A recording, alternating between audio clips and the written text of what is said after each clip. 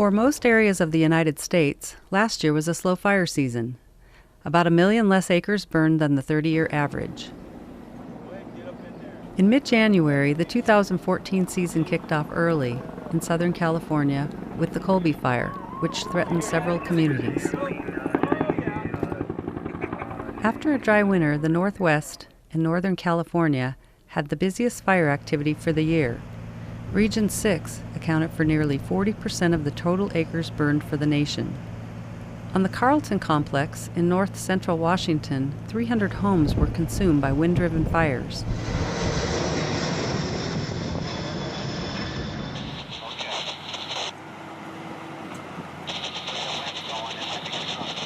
In Northern California, on the Beaver Fire, 3 firefighters involved in dozer operations had to deploy fire shelters in an incomplete safety zone and survived. On the King Fire, a hand crew and dozer operator were deploying their shelters on a dirt road when a helicopter pilot guided them to safety before fire overran their location.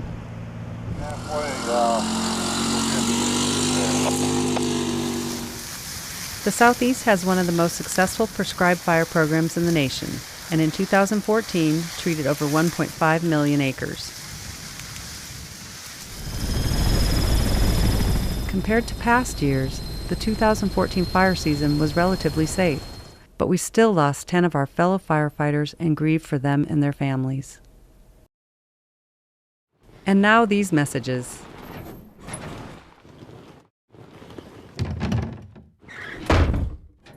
You spoke, and MTDC listened.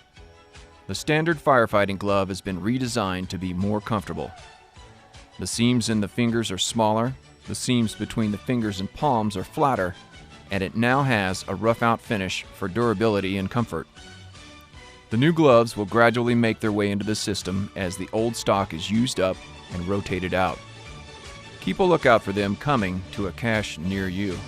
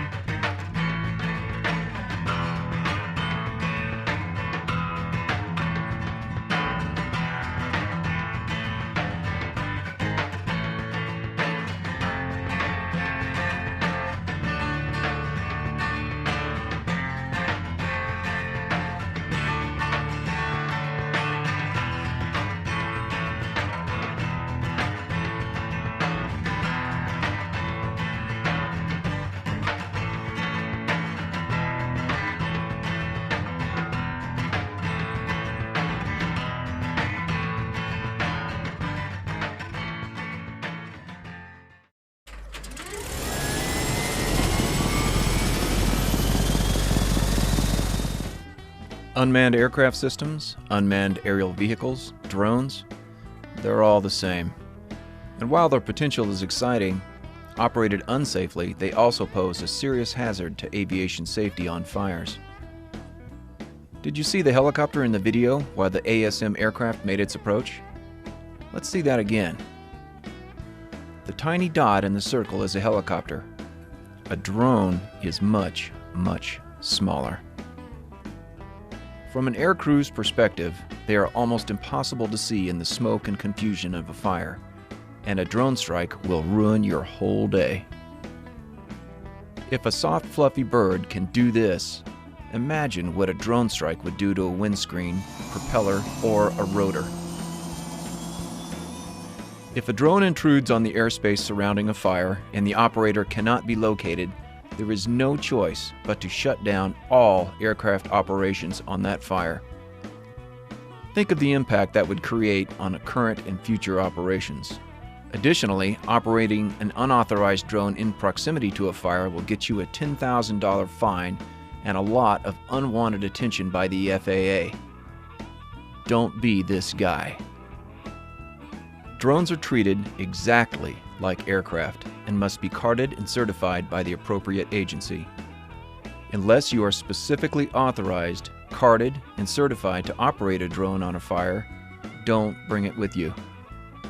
If a vendor approaches you and offers to operate a drone on your fire, even for free, they are not authorized to do it, and you need to report it up the chain of command. If you see a drone on a fire, report it and try to locate the operator as quickly as possible. Make sure to notify the aviation assets in the air so they can clear the airspace until the drone can be grounded. Pay special attention in a WUI environment, as the public may not recognize the danger and someone may send up a drone. The potential of drones is vast, and it opens up possibilities for tactical, logistical, low visibility, darkness, reconnaissance, and real-time mapping uses. In 2015, there will begin a limited, phased integration of drones into fire operations, which will include testing on prescribed fires and possibly wildfires. Drones will open up possibilities not available to fire operations at present, but their integration into the fire and aviation community must be a thoughtful and safe one. Keep watching for new developments. We'll keep you posted.